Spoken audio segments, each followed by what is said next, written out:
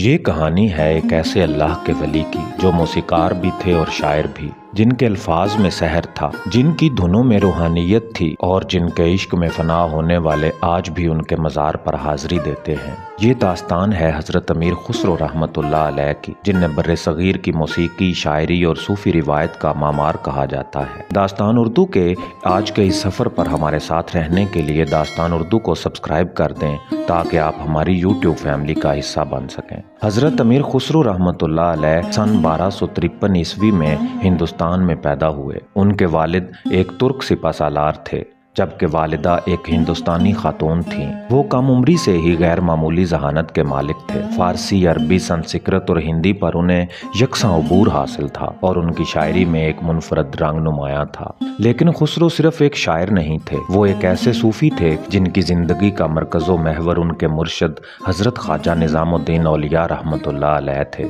جب پہلی بار خسرو اپنے مرشد کے دربار میں حاضر ہوئے تو دل کی دنیا ہی بدل گئی۔ وہ کہتے ہیں، میں نے دنیا کے دربار دیکھے، بادشاہوں کے قدموں میں بیٹھا، مگر جو روشنی یہاں ہے وہ کہیں نہیں۔ ان کی زندگی میں کئی کرامات بھی ظاہر ہوئیں۔ روایت ہے کہ ایک ہندو سردار جو امیر خسرو رحمۃ اللہ علیہ کا سخت مخالف تھا، ایک دن ان کی محفل میں آ گیا۔ جیسے ہی اس نے حضرت خسرو کی نعت سنی، اس کا دل نرم ہو گیا، آنکھوں سے آنسو بہنے لگے اور وہ فوراً اسلام قبول کر کے حضرت نظام الدین اولیاء رحمۃ اللہ علیہ کا مرید بن گیا۔ یہی نہیں، امیر خسرو نے قوالی کی بنیاد بھی رکھی۔ ایک دن دربار میں بیٹھے درویشوں نے کہا، خسرو کچھ ایسا سناؤ جو ہمارے دل کی کیفیت بیان کرے، اور خسرو نے ایک نئی دھن چھیڑی، ایک ایسی طرز موسیقی جسے سن کر لوگ وجد میں آ گئے۔ یہ قوالی تھی جو آج بھی صوفی سلسلے کی پہچان ہے۔